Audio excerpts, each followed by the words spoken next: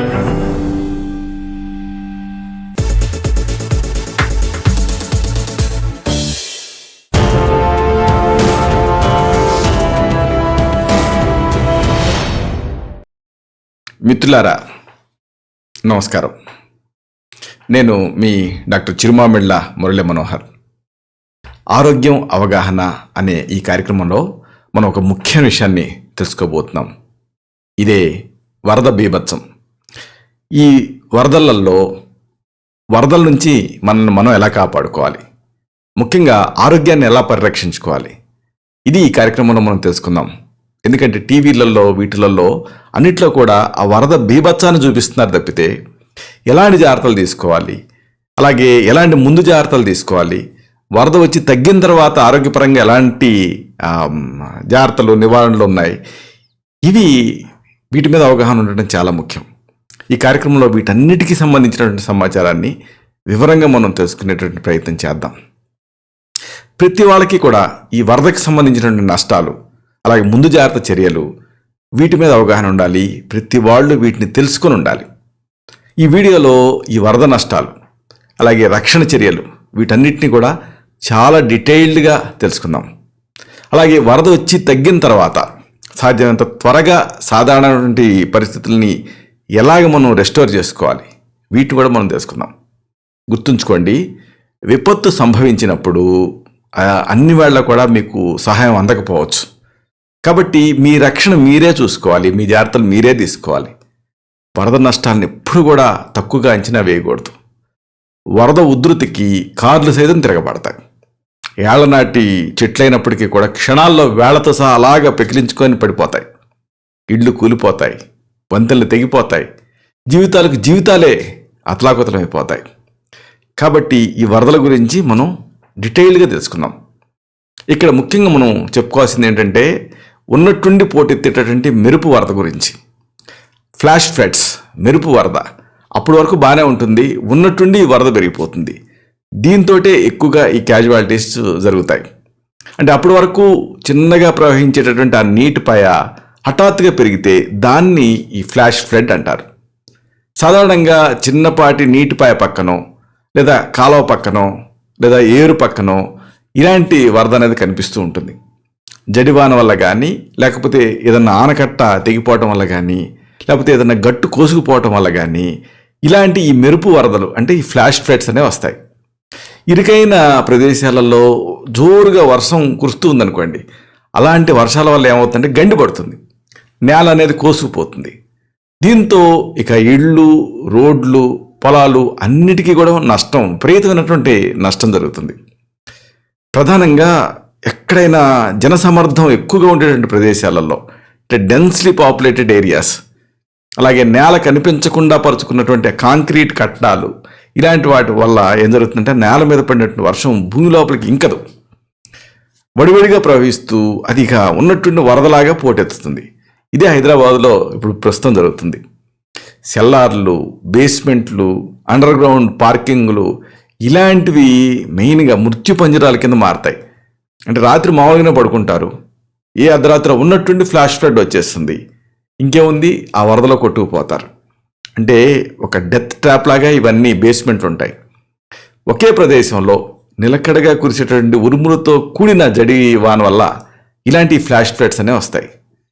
ఎక్కువ సమయం పాటు కురిసేటటువంటి వర్షాల వల్ల ఆ నేల అనేది నానుతుంది, నీటిని పీల్చుకోకుండా వదిలేస్తుంది. అందుకే కంటిన్యూస్గా ఇలా వర్షం పడుతూ ఉంటే నేల నాని ఇక నీటిని పీల్చుకోలేదు, వదిలేస్తుంది. దీంతో అలా ఉన్నట్టుండే నీటి మట్టం పెరిగిపోతుంది, మెరుపు వరద అనేది మొదలవుతుంది. అయితే ఇక్కడ ఇంకొక విషయం మనం గమనించాల్సింది ఏంటంటే, ఒకవేళ గాలివానలు ఉన్నాయనుకోండి, అప్పుడు ఇలాంటి ఫ్లాష్ ఫ్లడ్స్ రావు. మీరు హైదరాబాద్లో గమనించే ఉంటారు, పెద్దగా గాలి దుమారాలు ఏమి లేవు, అయినా కానీ ఈ నీటి మట్టం ఎందుకు పెరిగిపోతుంది అంటే, గాలివానల వల్ల ఏం జరుగుతుంది అంటే గాలితో పాటు వర్షం కూడా కదులుతుంది. దాంతో ఎక్కువ భూభాగం అదంతా కురుస్తూ ఉంటుంది కాబట్టి ఆ వర్షం అనేది ఫ్లాష్ ఫ్లడ్స్ రావు. ఈ ఫ్లాష్ ఫ్లడ్ ఎప్పుడు వస్తుంది అంటే ఒకే చోట నిలకడగా కురిసే వర్షం వల్ల వస్తుంది. ఈ ఫ్లాష్ ఫ్లడ్ వల్ల వాహనాల్లో ప్రయాణించే వాళ్ళకి ఎక్కువ ప్రమాదం జరుగుతుంది. వంతెన మీదనో, రహదారి మీదనో కేవలం 2 అడుగుల లోతులో ప్రవహించేటువంటి నీరు అమాంతం కారుని పైకి ఎత్తేసి పడేసేటువంటి రిస్క్ ఉంటుంది. ఇది చాలామంది ఊహించరు.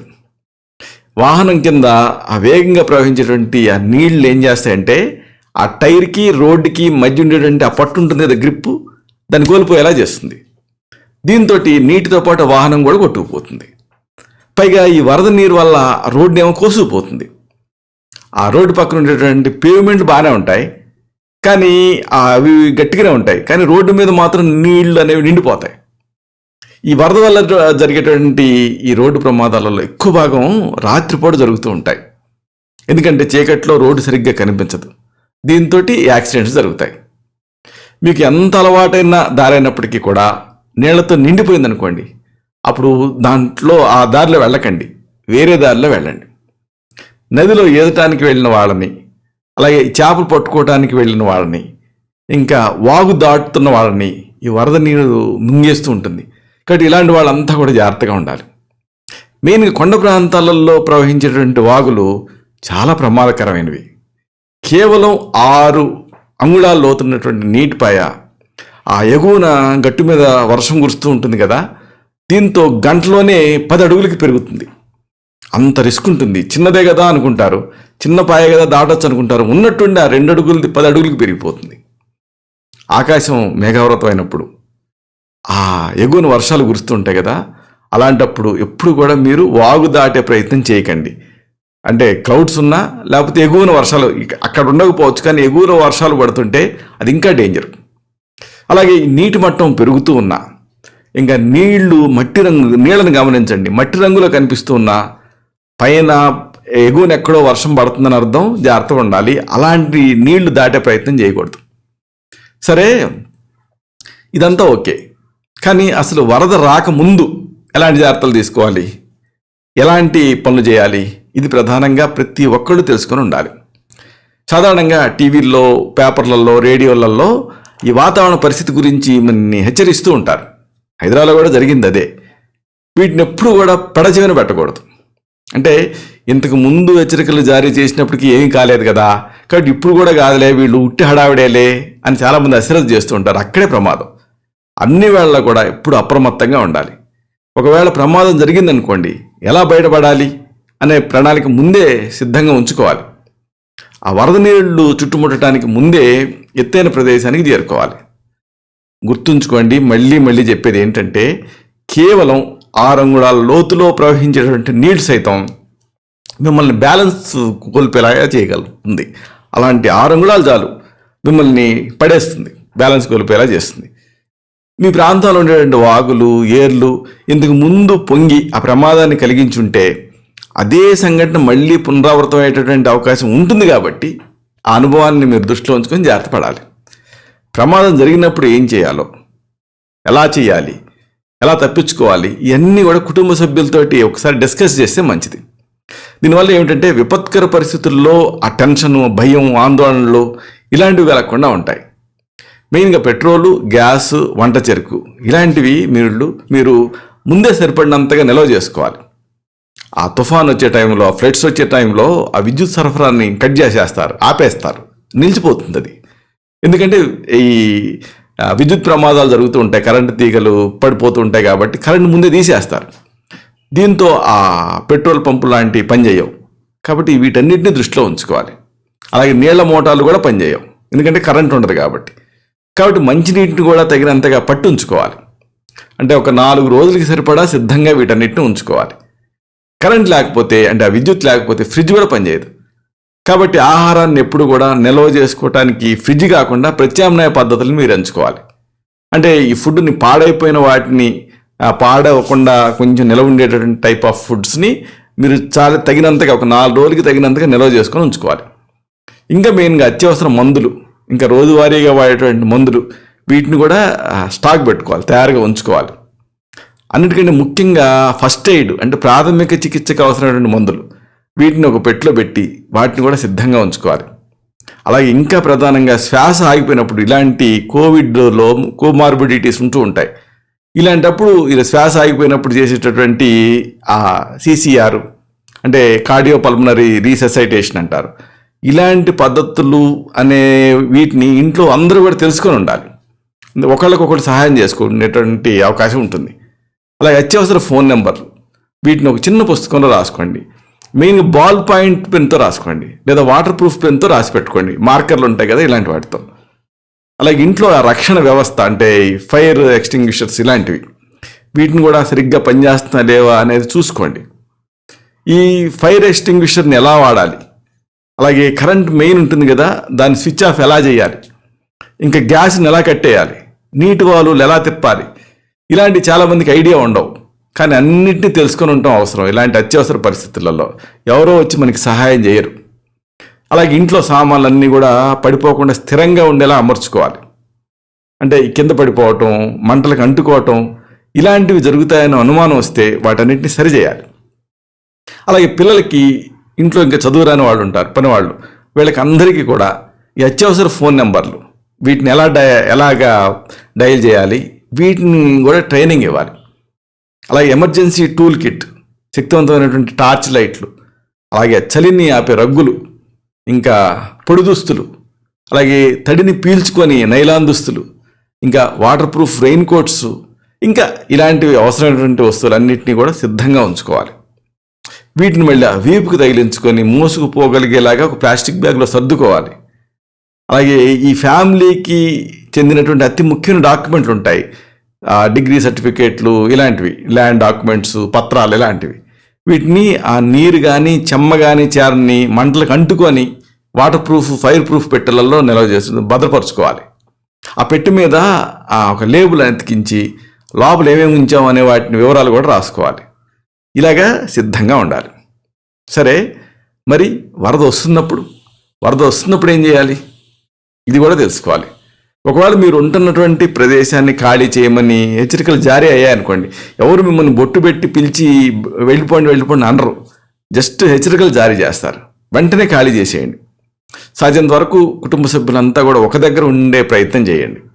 లేకపోతే ఏం జరుగుతుందంటే ఆ వరద ఆందోళన ఒక పక్కన, ఎవరు ఎలా ఉన్నారు అని మరొక టెన్షన్ మరో పక్కన, దీంతో కంగారు పుడుతుంది. అలాగే అవసరం లేకుండా బయటికి వెళ్ళకండి. ముఖ్యంగా వాహన ప్రయాణం చేయకండి. అలాగే చిన్నపిల్లలు, వీళ్ళని ఇంకా జాగ్రత్తగా చూసుకోవాలి. వరద నీళ్ళ వైపు వెళ్ళనివ్వకండి. అలాగే లోతట్టు ప్రాంతాలకు అస్సలు వెళ్ళకండి. ఇంకా మెయిన్గా నీటి ప్రవాహం అది ఎంత చిన్నదైనా సరే దాన్ని దాటకండి.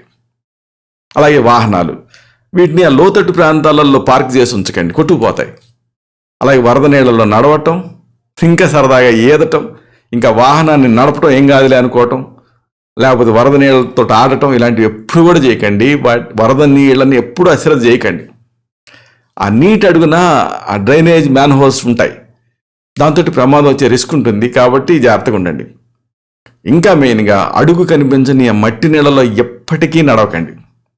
నడిస్తే ఏం జరుగుతుంది, అడుగున హానికరమైనటువంటి మొనదేలిన వస్తువులు ఉండొచ్చు, అవి గుచ్చుకోవచ్చు, సెప్టిక్ అవ్వచ్చు. ఇంకా ఆ వరద నీళ్ళలో ఒకవేళ మీరు వాహనం మీద వెళ్తున్నారనుకోండి, వాహనం కాలకుండా మొరాయించింది అనుకోండి, అవుతుంది.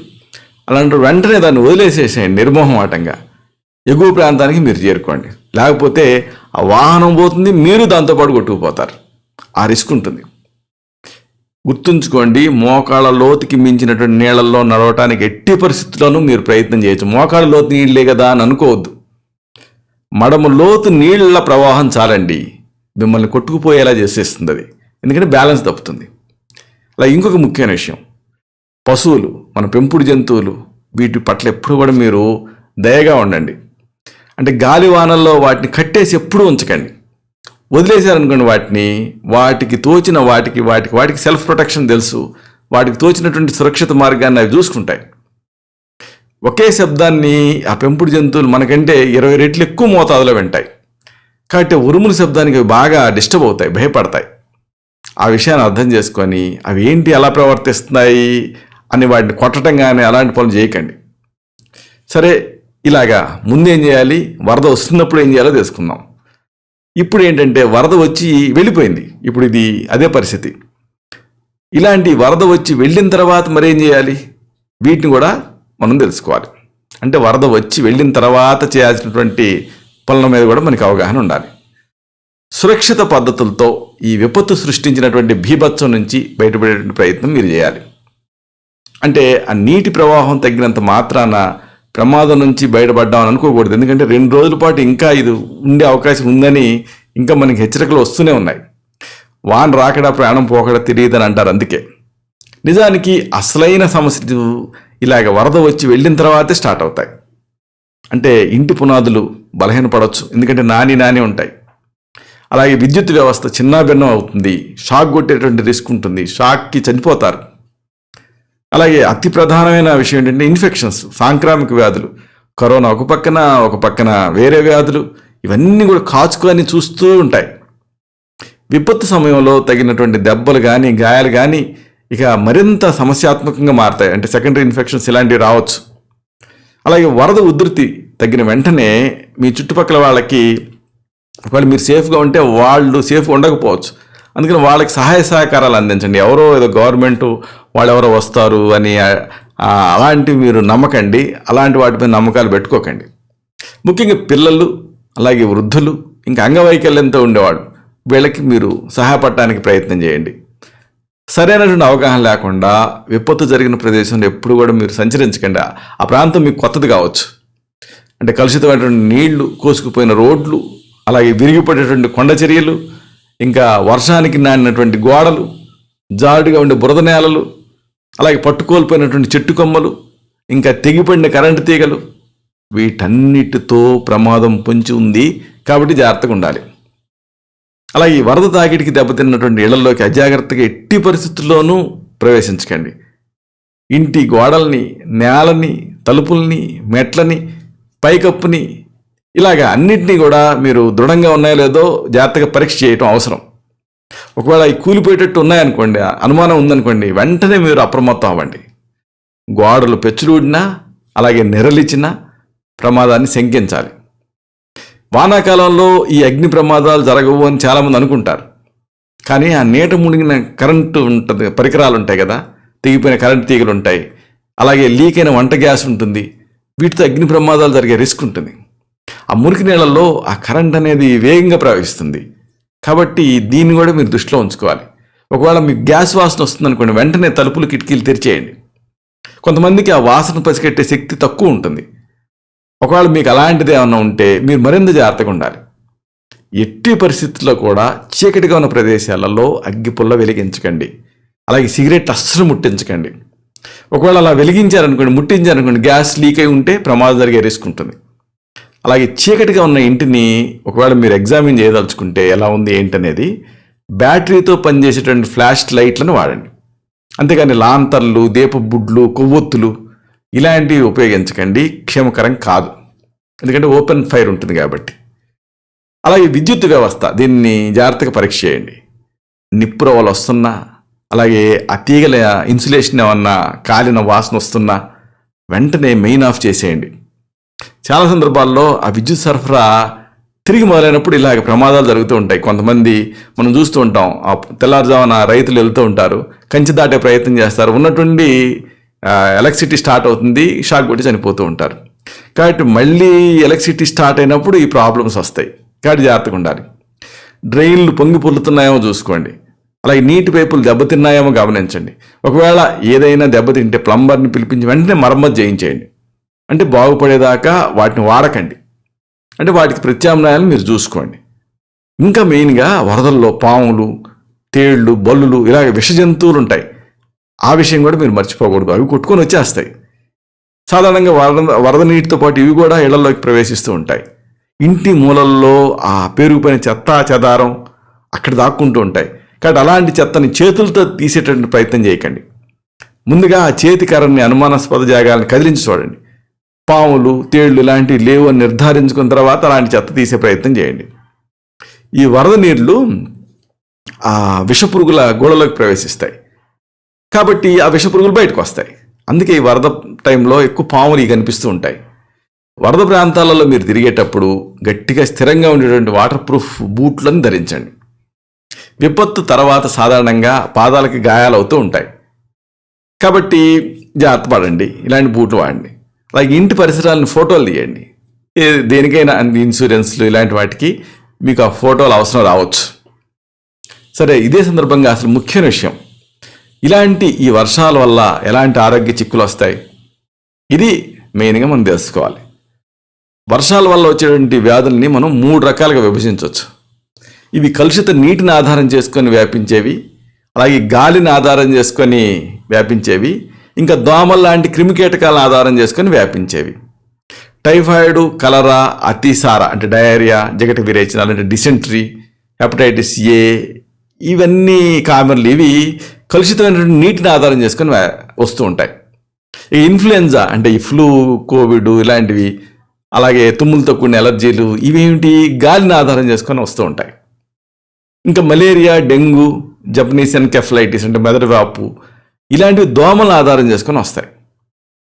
ఇంకోటి ఉంది, అంతగా చాలామందికి తెలియంది, లెప్టోస్పైరోసిస్ అని ర్యాట్ ఫీవర్ అంటారు. అలాగే కళ్ళ కలకలు ఇదే టైంలో ఇలాగా ఈ ఫ్లడ్స్ టైంలో వ్యాపిస్తూ ఉంటాయి. వర్షాలు తెచ్చేటువంటి చిక్కుల్లో ఇంకా కొన్ని వ్యాధులు ఉంటాయి. ఉదాహరణకు చర్మ వ్యాధులు, ఆస్మా అంటే ఉబ్బసం, అలాగే కీళ్ళ వ్యాధులు, రుమటైడ్ ఆర్థరైటిస్ ఇలాంటివన్నీ ఎక్కువైపోతూ ఉంటాయి. ఎందుకంటే వాతావరణంలో తేమ ఎక్కువ ఉంటుంది. దీంతో ఈ వ్యాధులు బయటపడుతూ ఉంటాయి. ఈ వ్యాధులన్నిటికీ ఈ కలుషితమైనటువంటి జలం ప్రధానమైన కారణం. అపరిశుభ్రత ఉంటుంది కదా, దీంతో ఈ పట్టణాల్లో కానీ లేకపోతే అవగాహన లోపం వల్ల ఈ పల్లెటూళ్ళలో కానీ ఈ జలం అనేది కలుషితం అవుతుంది. వాయురథకం దేశం కాలం ఉత్తరోత్తర బలవత్తరంగా ఉండి వ్యాధులను కలగజేస్తాయంటుంది ఆయుర్వేదం. ఈ వర్షాలు వాతావరణం లోపల ఉండేటువంటి విషవాయువుల్ని, గాలిలో సంచరించేటువంటి ఆ సూక్ష్మ క్రిముల్ని తేమలో విలీనం చేసుకొని ఆ నదులు, తటాకాలు, చెరువుల్లోకి చేరుకుంటాయి ఈ నీరంతా. అలాగా ముందుగా ఆ నది నీళ్లు, తటాకాల నీళ్లు కలుషితం అవుతాయి. వర్షాలు జోరుగా కురుస్తున్నప్పుడు ఆ రక్షిత మంచినీళ్లు ప్రవహించేటువంటి పైపు లోపలికి సైతం ఈ కలుషితమైన నీళ్లు ప్రవేశిస్తాయి. వర్షంలో తడిసినప్పుడు జలుబు, జ్వరం, కీళ్ళ నొప్పులు, ఒళ్ళు నొప్పులు రావడానికి కారణం ఏమిటంటే ఈ వర్షపు నీరు ఆమ్లాలతో, ఇతర కాలుష్యాలతో నిండి ఉంటుంది. యాసిడ్ రైన్స్ అంటారు.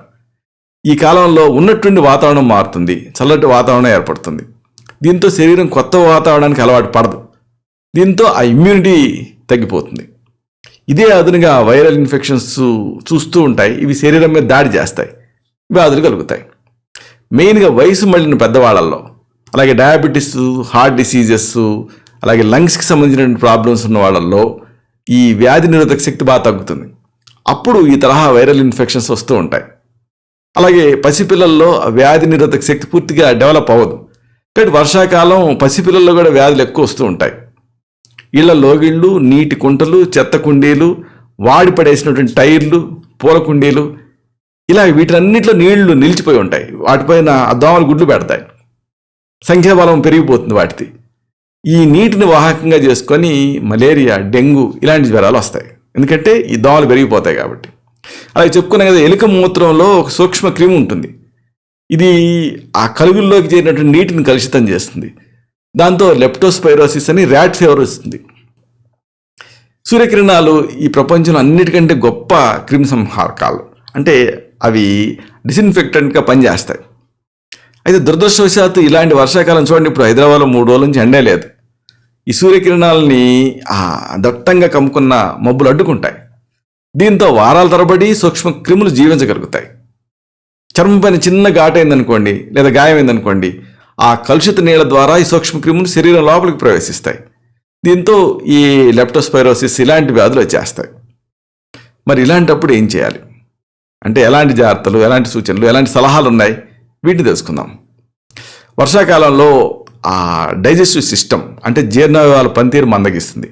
దీంతో అనేక రకాల ఇన్ఫెక్షన్స్ ఆ జీర్ణ వ్యవస్థ మీద దాడి చేసి రకరకాల వ్యాధులను కలగజేస్తాయి. వర్షాకాలంలో ఈ జీర్ణ వ్యవస్థ సక్రమంగా పనిచేయాలంటే తేలిగ్గా జీర్ణమైనటువంటి ఆహారం మీరు తీసుకోవాలి. పాత బియ్యం, గోధుమలు, బార్లీతో చేసిన ఆహారాలు, పెసర పులగం ఇవన్నీ చాలా లైట్గా డైజెస్ట్ అవుతాయి, లైట్గా ఉంటాయి. కాబట్టి ఇలాంటి ఆహారాలు తీసుకోండి. పులుపు, ఉప్పు రుచులు ఆకలిని పుట్టిస్తాయి. కాబట్టి ఒకవేళ మీకు ఆకలి తగ్గితే పులుపు, ఉప్పులు యాడ్ చేసుకోవచ్చు. అలాగే ఆహారానికి అల్లం చేర్చారనుకోండి, ఆకలి పెరుగుతుంది. ఇంకా మానేయాల్సింది ఏంటంటే మసాలాలు, వేపుడు కూరలు, ఆలస్యంగా జీర్ణమైనటువంటి మాంసాహారాలు, వీటిని మానేయండి. ఒకవేళ విరేచనాలు అవుతుంటే మెంతుల్ని మజ్జిగలో నానబెట్టి ఆ మెంతులు మింగేసేసి మజ్జిగ తాగేయండి. దీంతో గుణంగా అనిపిస్తుంది. అలాగే విరేచనాలకి మరొక మంచి హోమ్ రెమెడీ దానిమ్మ పండు, బెరడు. దీన్ని పొడి చేసి మజ్జిగతో కలిపి తీసుకుంటే కూడా ఈ డయేరియా, డిసెంట్రీ ఇలాంటివి తగ్గుతాయి. వర్షం పడేటప్పుడు పిల్లల్ని రోడ్డు మీద నీళ్ళల్లో ఆడుకోనివ్వద్దు. అయితే శుభ్రమైనటువంటి గార్డెన్లో వాళ్ళు వాడుకోవాలనుకుంటే మీరు వారించాల్సిన పని లేదు. అలాగే పిల్లల డ్రెస్సులు తడిసిన వెంటనే పొడి దుస్తులు మార్చి తలను బాగా తొడవండి. రాస్న అని ఒక మూలిక, దీన్ని పొడి చేసి తలపైన ఉంచి కొద్దిగా రుద్దారనుకోండి, పిల్లలకి జలుబు చేయకుండా ఉంటుంది. అలాగే మల విసర్జన తర్వాత, ఆహారానికి ముందు, ఇలా ఈ 2 సందర్భాల్లో కూడా తప్పనిసరిగా చేతుల్ని సబ్బుతో కనీసం ఒక 20-30 సెకండ్స్ కడుక్కునేలాగా పిల్లలకి నేర్పండి. ఇది చాలా సింపుల్ సజెషన్, కానీ గొప్ప ఫలితాన్ని చూపిస్తుంది. ఇది అనేక వ్యాధుల్ని హ్యాండ్ వాష్ అనేది నివారిస్తుంది. అలాగే తాగటం కోసం నీళ్లు వాడతారు కదా, శుభ్రమైనటువంటి మందపాటి గుడ్డతో వడపోసి తర్వాత కనీసం ఒక 10-15 నిమిషాలు మరిగించి అప్పుడు వాడుకోండి. అంటే నీటి బుడగలతోటి తెరలాలి, అంతవరకు మరిగించండి. ఇలా 10 నిమిషాలు మరిగిస్తే అప్పుడు దాంట్లో ఉండే సూక్ష్మజీవులు నశిస్తాయి. ఇలాంటి మరిగించిన నీళ్ళని శుభ్రమైన పాత్రలో నిల్వ చేసుకోవాలి. వాటికి మూత పెట్టాలి. మట్టి కుండలను వాడకండి, ఎందుకంటే మట్టి కుండలతో మళ్ళీ ప్రాబ్లమ్స్. రాగి, వెండి ఇలాంటి పాత్రలు వాడచ్చు. వీటికి అంటే రాగి, వెండి ఇలాంటి వాటికి ఆ సూక్ష్మ క్రిముల్ని అడ్డుకునేటువంటి శక్తి ఉంటుంది. అదే మట్టి కుండలు అనుకోండి, ఆ సూక్ష్మ రంధ్రాలు ఉంటాయి, వాటిలోకి ఆ సూక్ష్మ జీవులు చేరి వ్యాధులను కలగజేస్తాయి. కేవలం ఇలా నీళ్లను మరిగించడం ద్వారా మీరు ఇలాంటి అనేక ప్రాణాంతక వ్యాధులు నివారించుకోవచ్చు. అలాగే ఆహారాన్ని తాజాగా తయారు చేసుకొని తినండి. ఎట్టి పరిస్థితుల్లో కూడా మూతలు లేకుండా ఎక్కువ కాలం పాటు నిల్వ ఉంచినటువంటి ఆహారాన్ని తినకండి. అలా నిల్వ ఉంచారనుకోండి, ఈగలు, వేరే క్రిమికీటకాలు వాలి ఆహారాన్ని కలుషితం చేస్తాయి. అలాగే కూరగాయలని, ఆకుకూరల్ని అన్నిటినీ కూడా బాగా ఉడికించి మాత్రమే తినండి. సలాడ్స్ లాగా తినకండి. తిన్నారనుకోండి, ఆ సూక్ష్మ క్రిములు శరీరం లోపలికి చేరి వ్యాధులను కలగజేస్తాయి. పచ్చి కూరగాయలు, ఆకుకూరల్ని యథాతథంగా మీరు వాడుకోదలిస్తే ఒకవేళ ఉప్పు కలిపిన నీళ్ళల్లో నానబెట్టండి, లేదా పొటాషియం పర్మాంగనేట్ అని అది కలిపిన నీళ్ళల్లో కడిగి అప్పుడు వాడుకోండి. అలాగే ఇంకా విహారపరంగా కూడా పగటిపూట నిద్రపోకండి. శక్తికి మించి శ్రమ చేయకండి. అలాగే ఈ అలవాటు లేకుండా ఎండలకి గురి కావటం, ఇవి కూడా ఈ కాలంలో మంచిది కాదు. డయాబెటీస్ ఉంటే అప్పుడు ఈ కాలం మరింత జాగ్రత్తగా ఉండాలి. ముఖ్యంగా ఈ సరైనటువంటి పాదరక్షణ లేకుండా బురద నేలల్లో నడవకండి.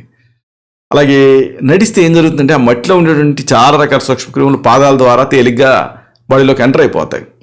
అలాగే ఇంకొక విషయం ఏంటంటే, ఈ తేమ ఉంటుంది కదా, దీంతో ఆ పాదాల వేళ్ల మధ్యన ఫంగస్ చేరుతుంది, ఇబ్బంది పెట్టే రిస్క్ ఉంటుంది. అలాంటప్పుడు ఏం చేయాలి అంటే, పసుపు, వేపాకులు, నువ్వులు వీటిని మెత్తగా పేస్ట్లా చేసి ఆ వేళ్ల మధ్య రాసుకుంటే ఫంగస్ చేరకుండా ఉంటుంది. ఒకవేళ ఉబ్బసంతో మీరు బాధపడుతూ ఉంటే ఈ కాలం మరింత జాగ్రత్తలు తీసుకోవాలి. ఇంటి లోపల, ఇంటి బయట తడి, చెమ్మ ఇవి చేరకుండా చూసుకోండి. చెక్క సామాగ్రి, అలాగే చెట్ల కొమ్మలు, తోలు చెప్పులు, తోలు బ్యాగులు ఇలాంటి వాటిపైన చెమ్మ తయారైందనుకోండి, ఫంగస్ పెరుగుతుంది. దీంతో ఎలర్జీలు వచ్చే రిస్క్ ఉంటుంది. కాబట్టి ఇలాంటివి అవాయిడ్ చేయండి. ప్రతిరోజు కూడా దాల్చిన చెక్క, మిరియాలు, శొంఠి, దాల్చిన చెక్క, మిరియాలు, శొంఠి వీటి చూర్ణాలను కలిపి ఒక పావు చెంచాడు మోతాదుగా తేనె, అల్లం రసం, తమలపాకు రసంతో కలిపి తీసుకుంటూ ఉన్నారనుకోండి, జలుబు, దగ్గులు ఇలాంటి చిరకాకు పెట్టవు ఈ కాలం. అలాగే దోమలు సమర్థవంతంగా నిరోధించాలి. అప్పుడు వాటి వల్ల వచ్చేటువంటి మలేరియా, డెంగ్యూ ఇలాంటి అనేక వ్యాధులను నివారించుకోవచ్చు. కానీ ఇంటి పరిసరాల్లో నీళ్లు చేరకుండా జాగ్రత్తలు తీసుకోండి. నీటి ఉపరితలం పైన కిరోసిన్ చల్లండి, లేదా ఫినైల్ చల్లండి. అప్పుడు ఆ దోమల గుడ్లు నశిస్తాయి.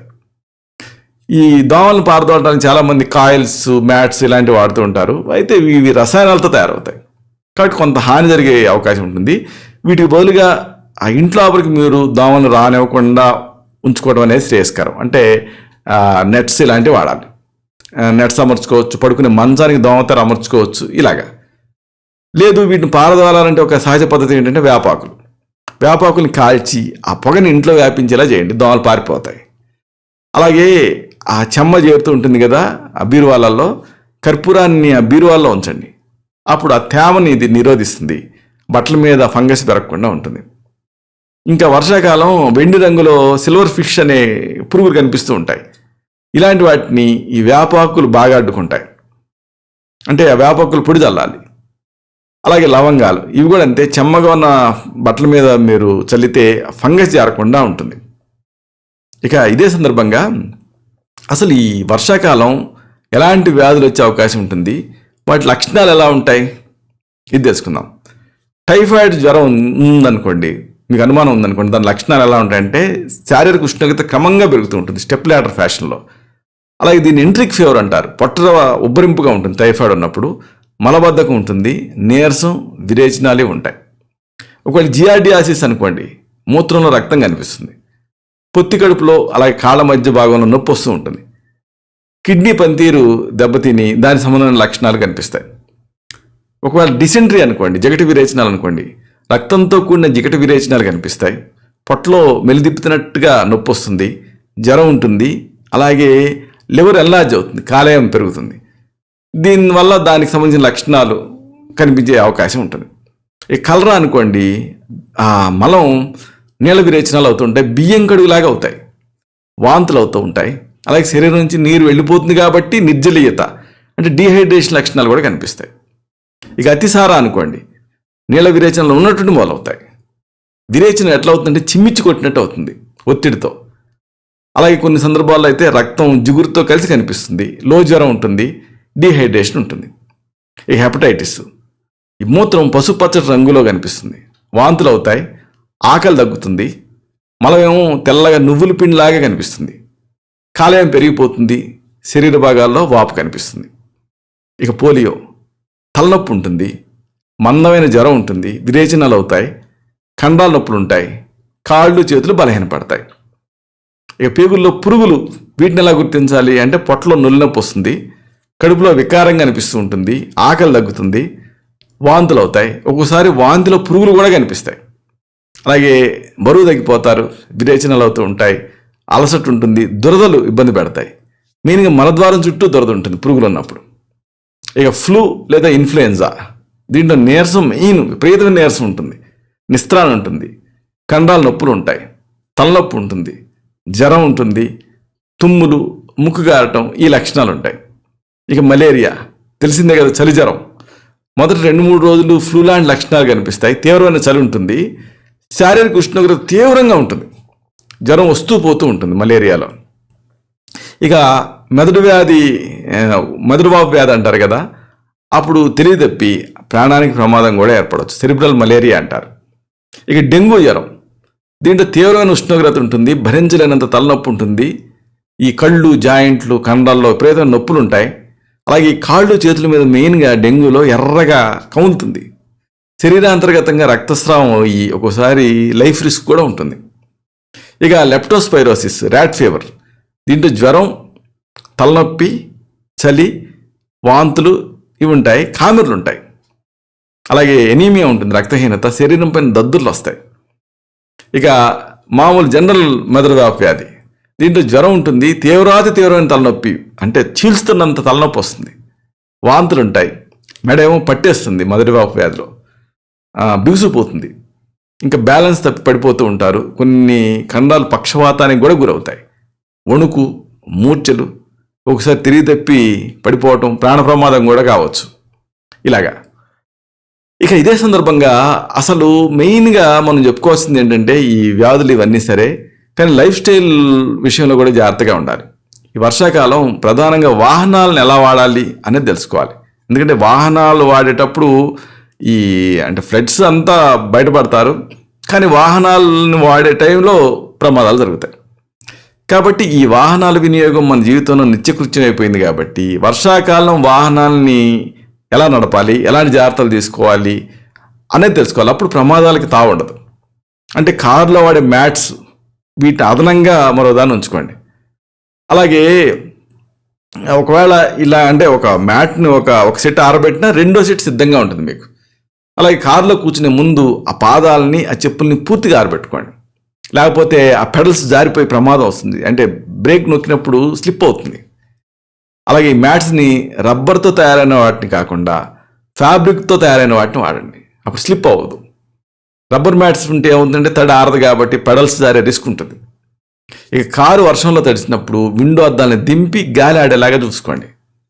ఒకవేళ విండోస్ మూసించారనుకోండి, లేకపోతే పైన కవర్ కప్పు ఉంచారనుకోండి వర్షాకాలం, లేకపోతే గ్యారేజీ తలుపులు వేసి ఉంచారనుకోండి, అప్పుడు కారు లోపల తేమ చేరుతుంది, ఫంగస్ పెరుగుతుంది, మీకు స్కిన్ ఇన్ఫెక్షన్స్ వస్తాయి. ఇక వర్షంలో ప్రయాణం చేసేటప్పుడు విండో అద్దాలను పూర్తిగా మీరు మామూలుగా ఏం చేస్తారంటే దాన్ని సగం తెరుస్తూ ఉంటారు. అట్లా కాకుండా పూర్తిగా మూసేయాలి, వర్షం లోపల కొట్టకుండా ఉంటుంది.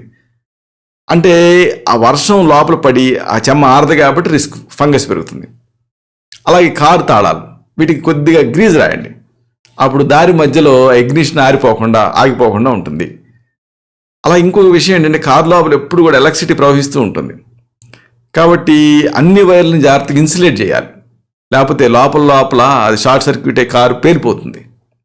అలాగే బ్యాటరీ టెర్మినల్స్కి దీనికి చాలా గ్రీజ్ రాస్తుంటారు. అలాగే పెట్రోలియం జల్లి పోయండి. అలాగే అన్ని లైట్లు సక్రమంగా పనిచేస్తున్నాయా లేదా కూడా చెక్ చేసుకుంటూ ఉండండి. వైపర్లు, బ్రేకులు వీటిని సరిచూసుకోండి. ఒకవేళ టైర్లు అరిగిపోయాయనుకోండి, మార్చేయండి. అలాగే టైర్లలో గాలి సక్రమంగా ఉందో లేదో చూసుకోండి. అలాగే నడిపేటప్పుడు రోడ్డు కరెక్ట్గా మొత్తం కనిపిస్తుందా లేదా, విండ్ స్క్రీన్ మొత్తం కనిపిస్తుందా లేదో చూసుకోండి. విండ్ స్క్రీన్ బాగా శుభ్రం చేసుకుంటూ ఉండండి. న్యూస్ పేపర్తో ఇలా వర్తులాకారంలో శుభ్రం చేశారనుకోండి, మంచి ఫలితం కనిపిస్తుంది.